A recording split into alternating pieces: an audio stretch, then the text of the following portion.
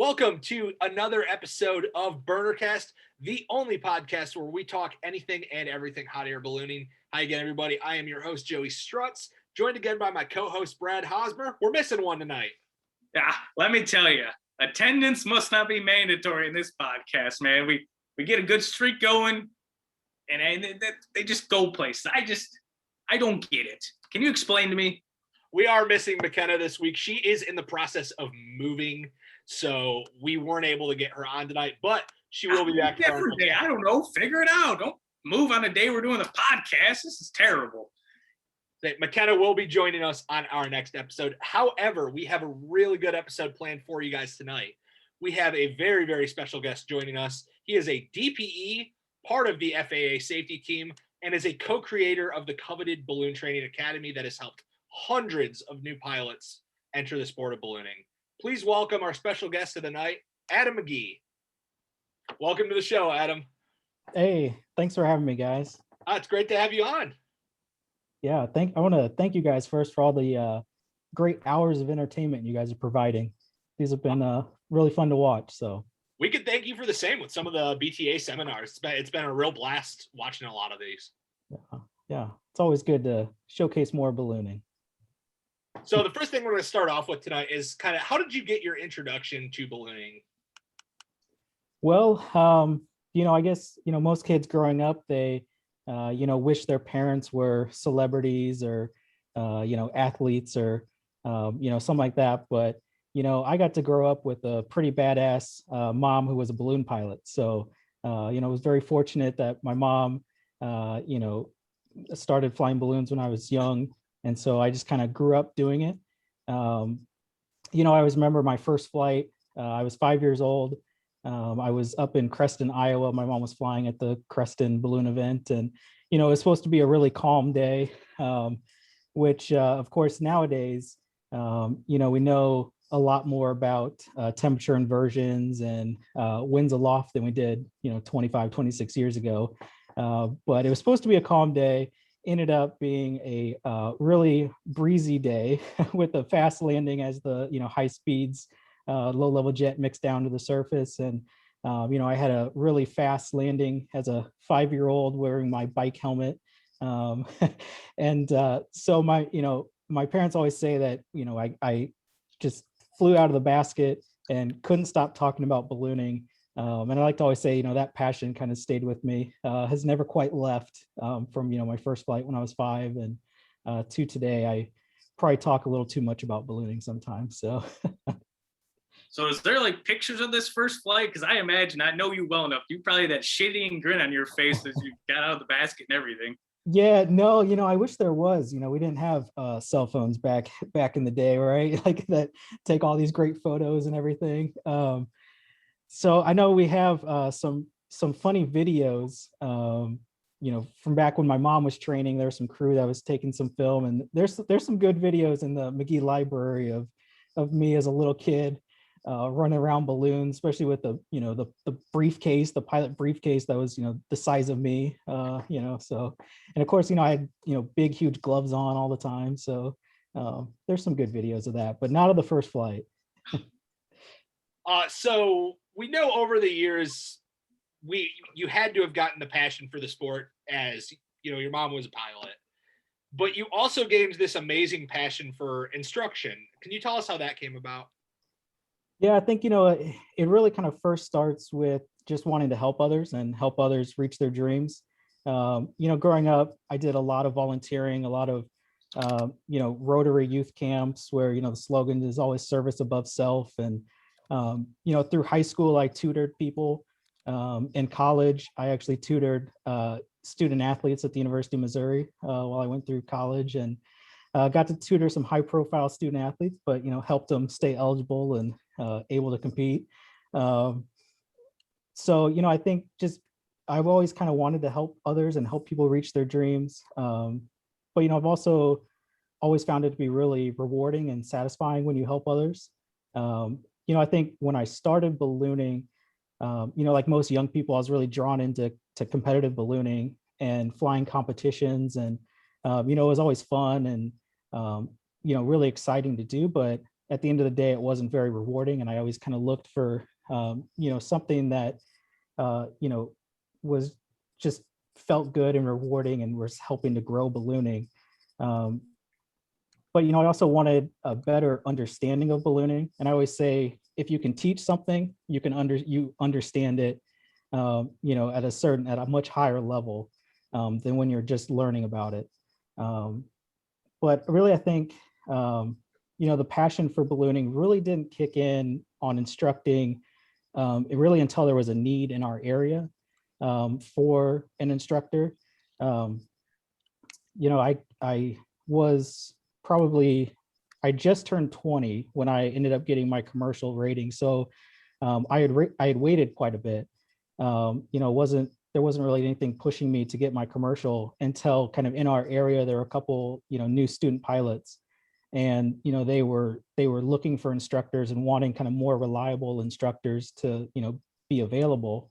And so that's when I kind of, kicked it in gear and was like, okay, I can, there's something that I'm passionate about and wanted to, help these people. So, like anything, I, jumped in with both feet and ready to go. And I think my next flight after receiving my commercial license was a instruction flight, giving instruction. Might have been the next day, but I think within the first 2 years, I think I helped train about 10 pilots. So, it's just really kind of finding a need and, having rewarding work of helping people reach their dreams was, really kind of built the passion. So where did you get the principles for training from? So, I think like, most people, you get your principles, really kind of all your principles from your instructor. So for me, my mom was a big, was my instructor. So of course, a big, I guess aspect of the principles and everything that I live by and teach by. But I think there's really kind of three things that she preached. And one was she would always explain why. Everything has a purpose. And when you think about, the levels of learning going from rote to understanding to application to correlation, and, she was really good at always being at that top level, that correlation level, and explaining why things interact. And so that's something I always try to communicate through to students. And, it's always explaining the why. But also my mom was very objective.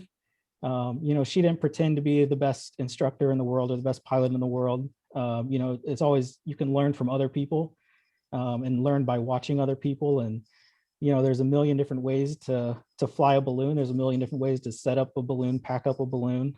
So, she would always, you'd always look at different ways to do things and pick out what you thought was the best and kind of really be objective to it. So that's kind of something that I've always tried to continue on with students, is being objective. And really the last thing that my mom really preached was that failure is okay. I think that's something that's always kind of scary and in instructing of, how much do you push a student? Because, you're kind of on the edge with them most times of, is this within their comfort zone? Is it pushing them too far? But really kind of working in that space of,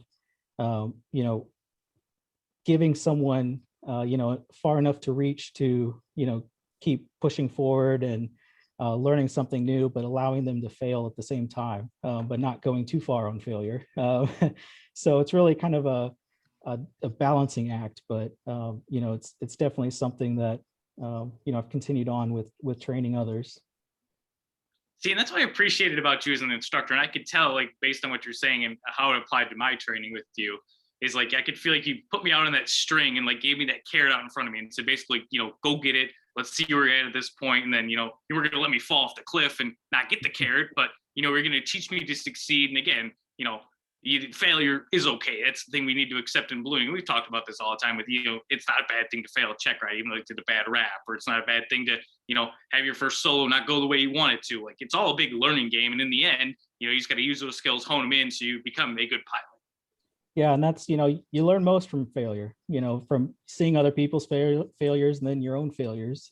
So, it's just having that person to kind of help you alongside and show you, where you failed and how you can improve. So based off all your passion of instructing, you kind of created this thing called the Balloon Training Academy. So talk about where that idea came from. Well, so I guess to back up a little bit and give the timeline, and I guess kind of how we first met Brad.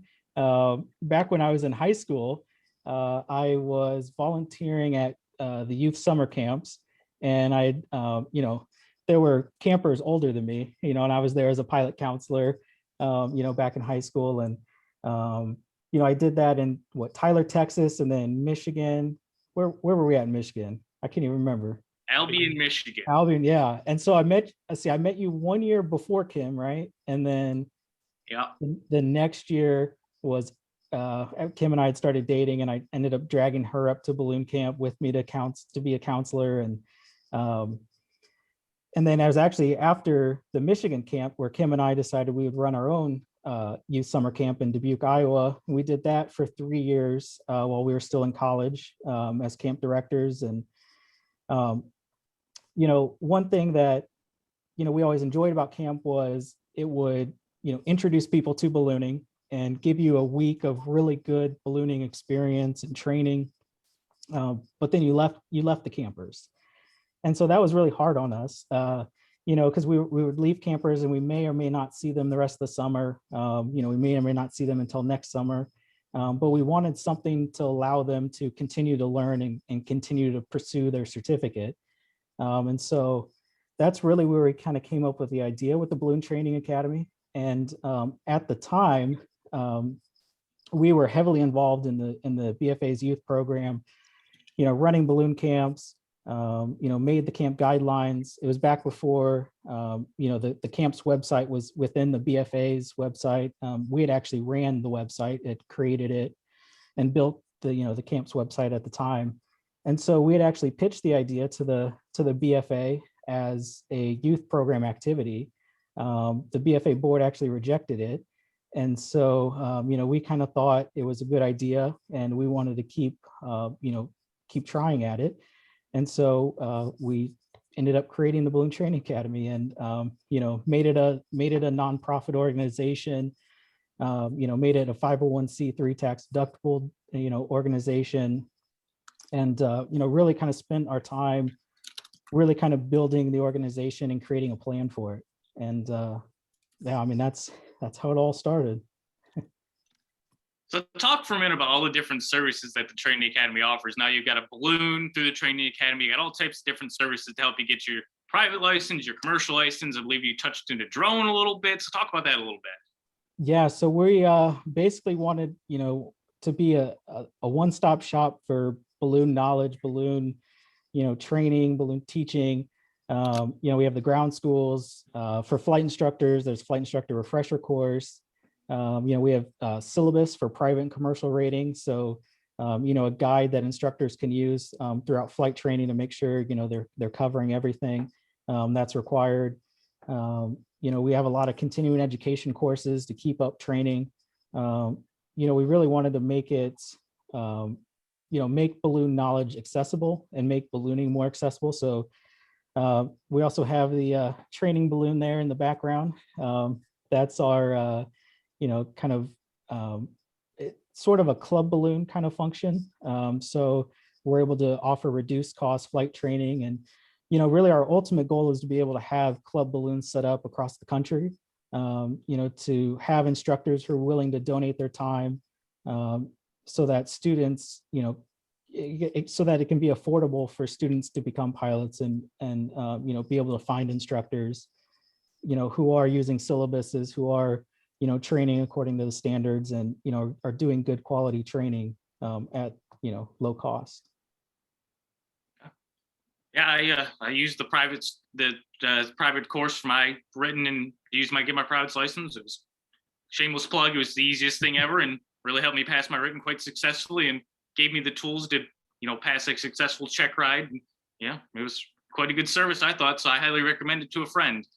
But did you ever really see this becoming this popular? I mean, you had a really strong streak of Facebook posts going last year, hey, this person used a training academy, this person used a training academy. It's like I feel like every day last summer, even in COVID era, I mean, it was popping. Yeah, we've been fortunate to be able to help a lot of people, which is really nice and really rewarding. But when we really started the program, we had the ultimate goal of, if we can help one person get their rating, we're doing good. We're at least making a dent and making things better. Let me actually share with you guys a little chart here. Let me see if I can pull this up. See which photo. Here we go. Share screen, the BurnerCast exclusive here. All right. So this here is actually the, so this is private pilot, LTA balloon, the number of knowledge tests that were given and the number of check rides that were given, throughout the years here. So you can see, ballooning, and if we had, years further back than this, these numbers would probably be much higher. Ballooning really has kind of dwindled in numbers and really been, hanging out, around pretty consistent in this area. I guess, for knowledge exams, it's right about 100 private knowledge exams are given every year for ballooning. Check rides is like right about 55, 60 check rides on average, in the recent 10 years or so. And then for commercial, it's about half these numbers. So really overall, it's not a lot, So one thing, if I can stress, is that we need a lot more, we need a lot more, we need more pilots, we need more new blood into ballooning. We are losing a lot of pilots. But that's something that we've been working hard trying to promote ballooning and show that ballooning is accessible, and it's there shouldn't be these barriers to for training to get your certificate. And so that's kind of the problem that we've hoped to solve. And I think last year with COVID, you can definitely see by the numbers, it was a big jump last year. So hopefully we can kind of keep this path and keep this trend going. So yeah. So other than like the barriers to entry, I mean, do you think that's the main reason pilots have declined, or just the lack of training, or what do you think? I mean, you're well in tune with the ballooning community. What do you think are some of those main factors that have caused the decline in people getting their license? Yeah, I mean, I think it's tough for ballooning because it's so weather dependent. It's so location dependent. You can't be in a big city and really be flying balloons. You can't be in northern cities for most of the year and fly balloons consistently. And we also require ground crew, require help. So it's not just something you can go and do on your own. You have to have a lot of other people with you. So it takes a lot more to go do ballooning. But then there's also an education standpoint as far as in the public, ballooning is viewed as more of a riskier, daredevil kind of activity, which, is somewhat our fault as far as in the industry of, there's so much bad press and bad media as far as balloon crashes and, all those sorts of things that, kind of, hurts getting new people into ballooning because they see it and don't want to be a part of it. So, hopefully we can work to kind of change some of that and overall become safer as well. So to go off of your safety, as well as the Balloon Training Academy, you're also a member of the FAA's safety team. Can you tell us a little bit about how that came to be? Well, yeah. So I had actually gone to one of the local safety meetings and ended up just kind of talking to the FAST team program manager for our FISDO, and has kind of expressed interest of some things that I wanted to improve in ballooning, and thought that the FAA could help with that through some outreach. And so he didn't immediately say yes. He went back and kind of researched me, I guess, and then kind of saw what I was doing in ballooning with the training academy and promoting education and training and safety. And, I actually joined the safety team in, it was June of 2018. So not too long ago, but have done a lot of work with the FAA, with outreach and, outreach both ways. So, as far as balloonists learning, from the FAA, about the FAA and also the FAA learning about ballooning. It's kind of been a nice two-way street. And I think really good for our sport. So why is it you think after all these years, the FAA doesn't have so much involvement in our sport? Well, I think they have a lot more involvement, and I think people realize, the FAA, they do notice, they do pay a lot of attention to what's happening in our sport. And there are actually a lot of, balloon pilots in the FAA, and a lot of, active balloon pilots in the FAA. So I think that's kind of one of those myths that, our balloon community might have, is that, the FAA doesn't know anything about ballooning, or, is just trying to hurt ballooning. But really, they're a lot more involved than I think we realize. And, that's kind of come out a little bit in these, LTA series outreach webinars that I've hosted, just how much, the FAA cares about ballooning and interacts with balloonists every day. So between the safety team and the balloon training academy stuff, how many hours a week do you think that you donate to the ballooning community? Oh God, a lot. Probably way more than Kim would like me to. I think it's probably a 40-hour week just volunteering a week. Yeah, I definitely put a lot of time and energy and effort into it. Yeah, probably way more than Kim would want me to say, but. Oh, Kim. So let's talk about kind of one of the unique reasons we had you on this podcast was talking about your DP services. So I believe since about the age of 10, when you started reading the Balloon Flying Handbook and all them books about learning to fly, you've always wanted to be a DP. Your wife told me that's always been a goal of yours since you were a kid. So talk about what it means to be a DP.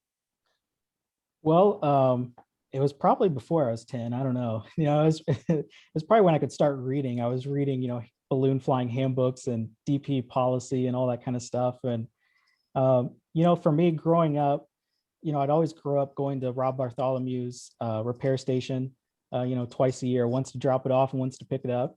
And I just always remember, walking around, Rob's repair station and seeing all these pictures and stories and, everything from ballooning's past. And, he'd always show me the very first practical test standards that he got as an examiner, which was like 4 pages. So it's really kind of crazy how far ballooning's come. But, I always really looked up to Rob and, all the DPs around. So, when I became a DP, it was kind of, you kind of don't believe it at first, because it is kind of, just everything I've looked up to. And then now to be that person, to be an examiner is really kind of a little surprising. But, it came with a lot of hard work as well.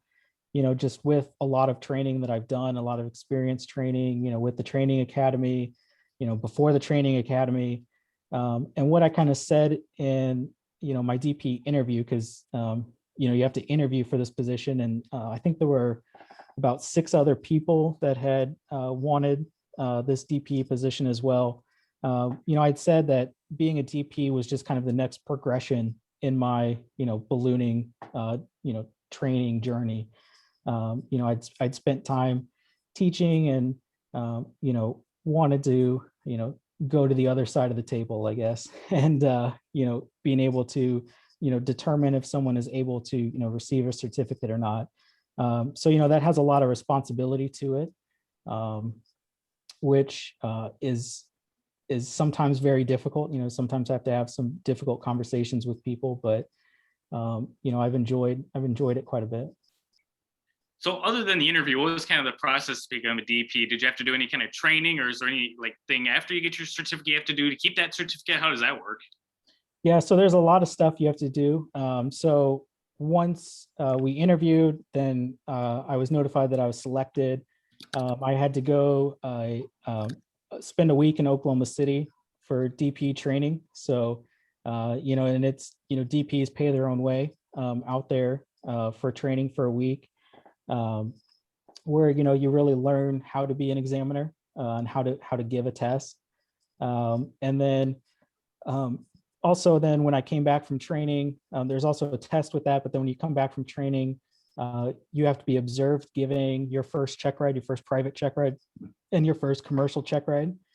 So I had a FAA safety inspector who observed me giving both my private and commercial check rides, and then they let you go, give you the free reins to be able to do other check rides, and then every year through your FSDO office, you have to do a DP training with them, and every 2 years you have to do recurrent training with Oklahoma City.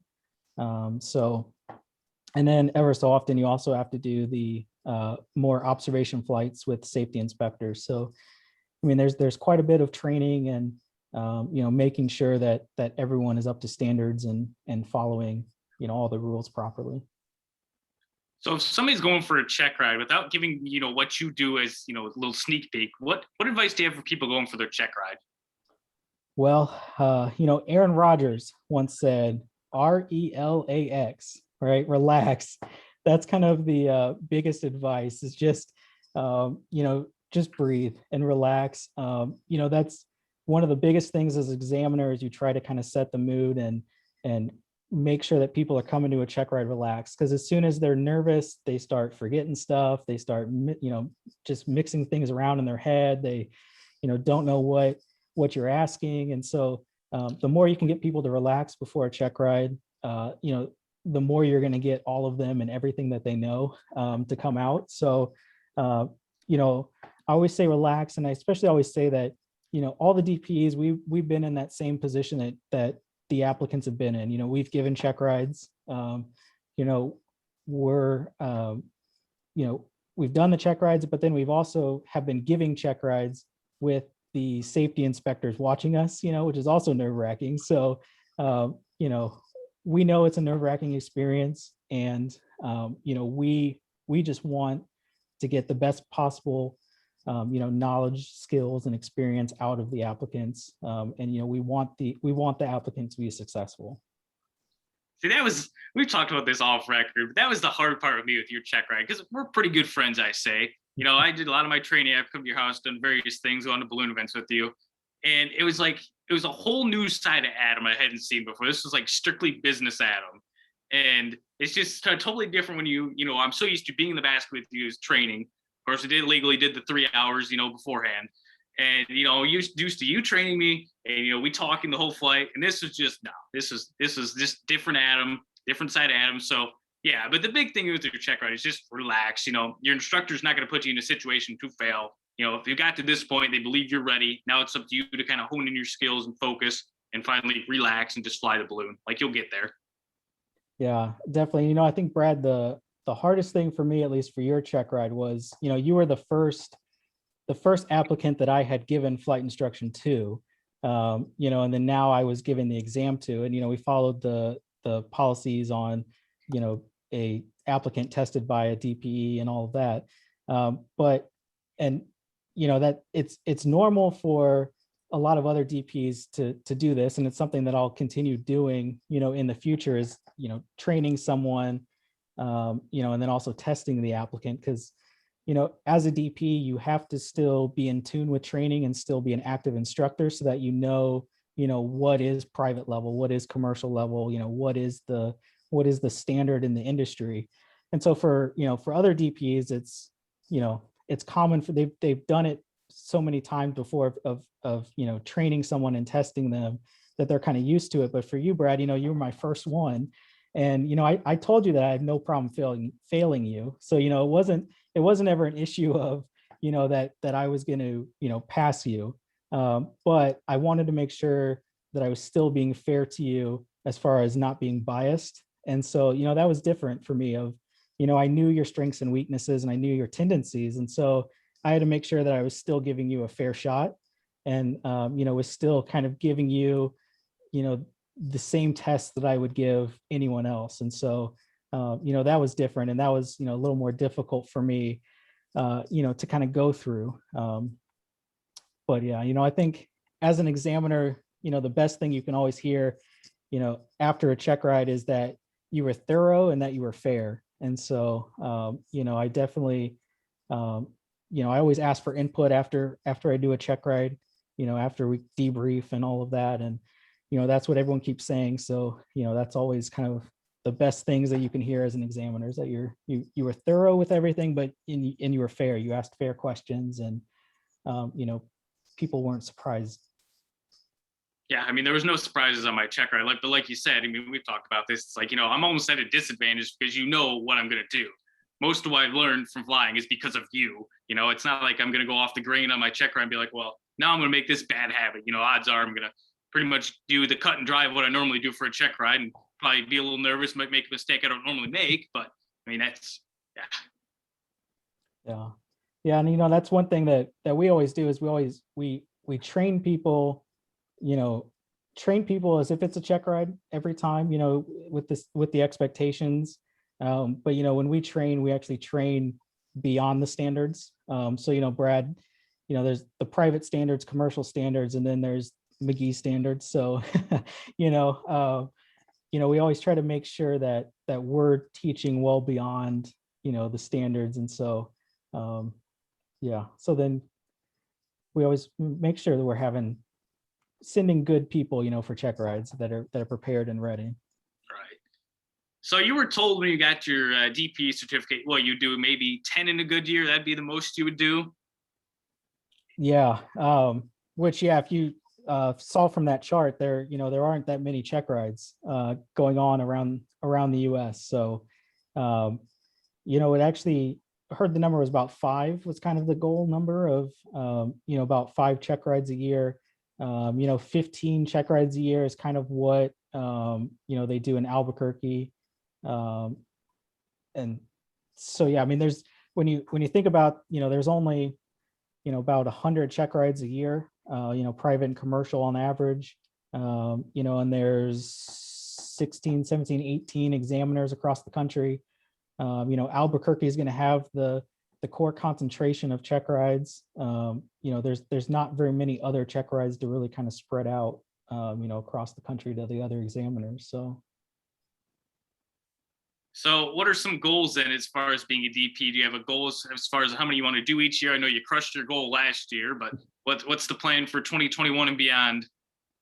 Yeah, so, I don't know if I really have a goal number. It'd be really cool to hit, 600, 600 check rides. Rob Bartholomew, I think, is at like 597, 598 right now. Which, Rob Bartholomew's been giving check rides for over 40 years. So hopefully I'm still doing this 40 years from now, and, can still be giving check rides and get up to 600. But, I think really for me, I just want to be able to do the best possible job I can and, kind of deliver the best possible check rides I can. And for me, I really enjoy the preparation, the prep before a check ride. I spend a lot of time really developing really good scenarios and a really good plan of action and how I'm going to test an applicant. I think that's really kind of fun to really develop something that's meaningful and something that is really going to test them according to the standards and figure out if they have the knowledge, skill, and experience to obtain the certificate.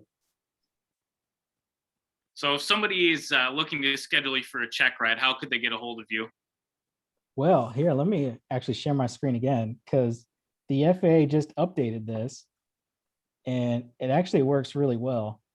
So if you go to Google and just type in FAA DPE and then click on the designated pilot examiners. And then if you go down to find DPs, so they've just updated this and they made it really nice and really simple. This is really the best way to find a DP for whatever aircraft you're looking for. So we can actually search the entire country here.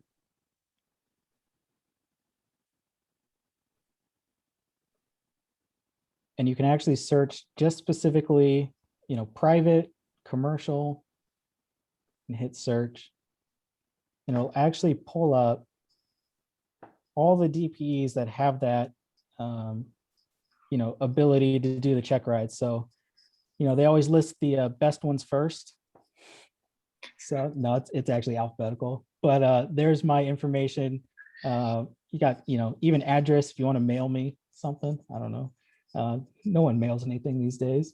And then phone number, email. But you can look up, DPs around you, whatever. But that's really kind of the best way to really, locate a DP, and really kind of nice that the FAA made this so accessible and easy to find. So the last thing we're going to talk about before we get to the fan questions, what is on your ballooning bucket list? Oh man, I don't know. I don't know. We've gotten to do a lot of really cool things in ballooning, and a lot of them just come just out of the blue. Even the trip to Taiwan, it was at the Balloon Glow in Albuquerque, that the organizers just came up to us and were like, "Hey, we want you in Taiwan." And we're kind of like, "Is this serious? Is this real? Like, what is this?" And then, we went to Taiwan, and it was, really one of the coolest experiences ever. So, I think ballooning is kind of, kind of fun in that aspect of you never know what's coming next. And so yeah, I think my bucket list is pretty wide open to, whatever comes up. And yeah, I don't really have a specific places I want to hit. So now we're getting into our fan questions and panelist questions. We have 5 that we ask every guest that comes on the show, and then we have ones that fans have submitted. So we're going to start with our panelist questions. As always, we start with the coveted Blake Aldridge question. What is your favorite Marvel movie? Spider-Man. Which Spider-Man is the question? Oh, I don't know. First one? Okay, yeah. Do you have a go-to post-flight meal? We used to ask about pre-flight, but of course, not many people eat before flights, so we switched it up. Post-flight meal. What's your go-to? Post-flight? Well, every balloonist goes Mexican after the flight, so so something Mexican. The only issue is no dairy. So I love dairy, but especially if you're flying the next morning, it doesn't love me back. So Yeah, got that right. That's for sure. Been in too many smelly hotels to do. That's for sure. So much like professional athletes who get, an introduction song when they're going out onto the court or going out onto the field, if you were at a balloon event and got to choose a walk-up song, what song would it be? Well, I've got to go with this song. It's Cups by Anna Kendrick. So there's a story behind it. Don't laugh too hard. So in Indianola one year, I was flying like crap and just couldn't do anything. And it was going to an evening flight.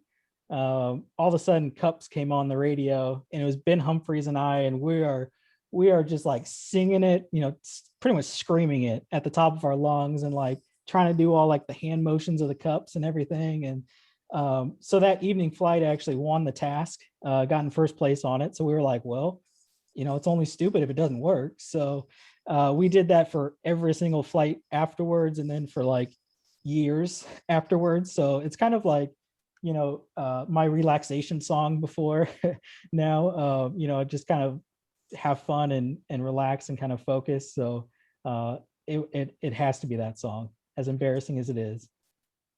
If you could have lunch with one ballooning legend, past or present, who would it be? Oh man. Oh, I've gotten to I guess talk with and have lunch or drinks with a lot of ballooning legends. But I guess this one, is I think she's a really good pilot, tremendous skill, tremendous knowledge. Safety is always in the forefront. And she cooks a really good meatloaf and banana bread that rivals Cindy Wall. And you've had her on the show, but I'd have to go with the living legend of my wife, especially if you're buying lunch, Joey. Yeah, good. Yeah. What is the first event that you ever got the opportunity to fly as a pilot?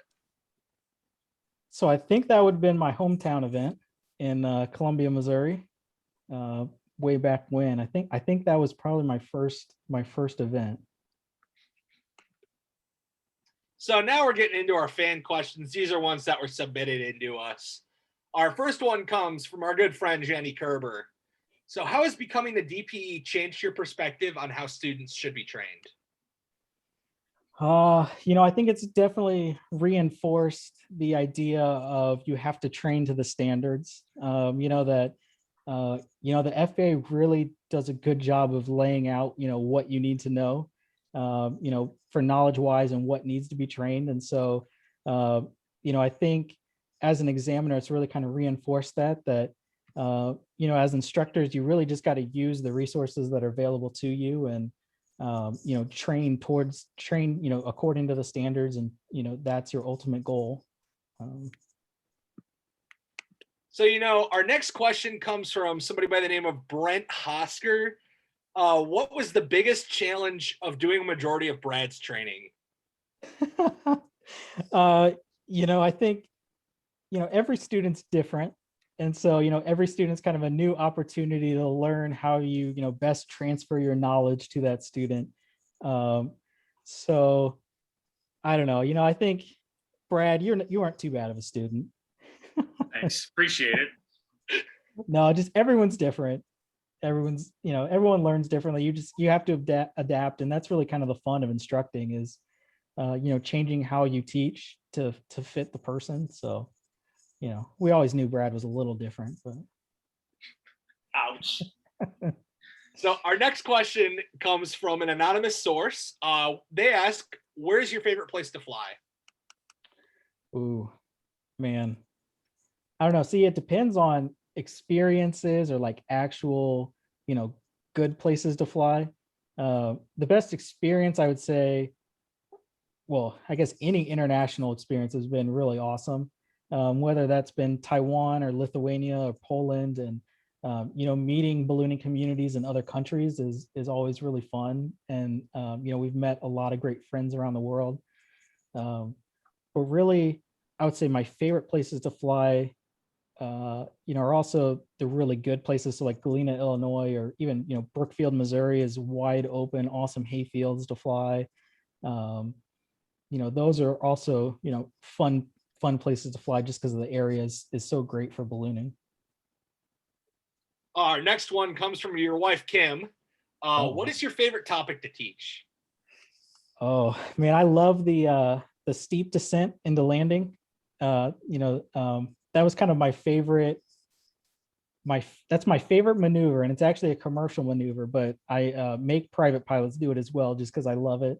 And it's actually the one maneuver that, Kim and I, if we're doing a flight review, we make sure we cover that maneuver, coming up over trees, doing a sharp descent and leveling it off as, close as you can to the ground, and keeping it steady on the ground and doing a nice, smooth touch landing.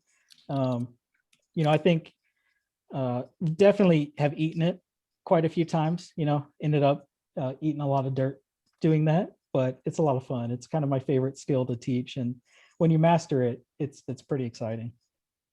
I kind of remember when we kind of did that, and it was like my aha moment. Like they always talk about, when you get it in ballooning, and like when you feel like you're just about ready to solo get your license. It was like one of my last flights of 2019 before we had a real big break. But I remember I came in and, I was actually flying Yellow Jacket for the first time. And it was like, I kind of felt like I kind of had it. Like I flew really well in that balloon, maybe come in, level it off. I'm like, hey, I can do this. This is not bad. Yeah, and that's kind of the thing about that maneuver is it requires so much skill. It requires much more proficiency, which is, I mean, it's why it's a commercial maneuver and not a private maneuver. But for someone like Brad, it's a little different. No, it just for certain people, sometimes that is the click moment, for them of, hey, I can do this. And I think that really was your moment, Brad, where it, really started to click and shine of, that you had the skill and the control to be able to do it, and kind of, built some confidence for you. Our next one is, what are some tips that you have for studying the written? I would say the biggest tip is try to learn the material. I think a lot of people try to just kind of study the questions and study just the question, answer.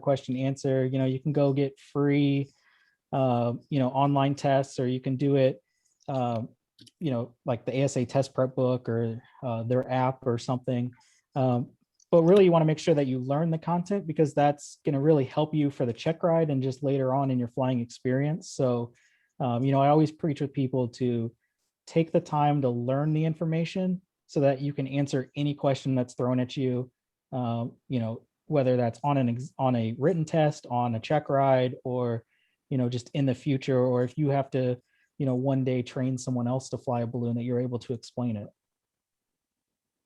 Our next one comes from Jenny Kerber as well. What is your favorite moment of being a DPE? Oh, well, it's probably actually her check ride. I think it's always exciting. As a DP, you always like when someone passes, because those are always really, exciting. And I would say for Jenny, for the moment when she passed, she had all her family there. Her dad, Rick, just instantly started crying. It was really kind of a special moment, for their family, and just to be able to be a part of that and kind of watch it, I think was probably my favorite moment so far. Our next one comes from your wife as well. What is your favorite moment you had when instructing? Well, this is probably early on it was, my first ever student was Ben Humphreys.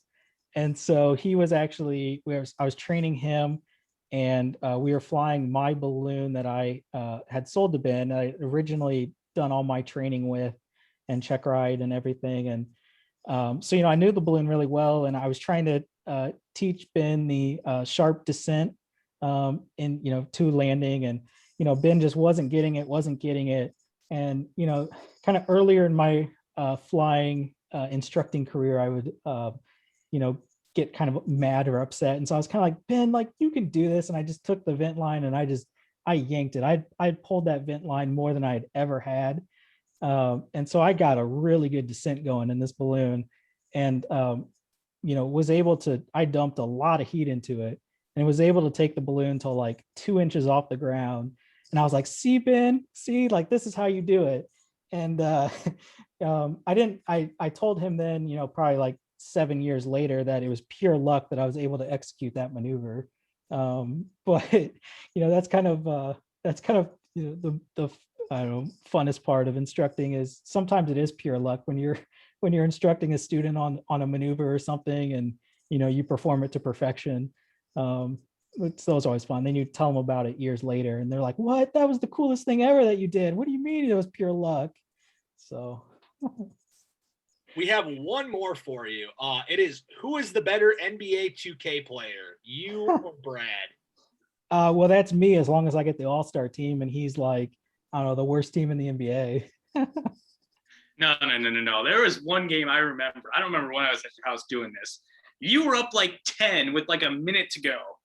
Yeah, and I just come out and like hit 3 after 3 after 3, and I won by like 8 points randomly. And you were just in shambles. That's all I remember. So that right there just says I'm better than you.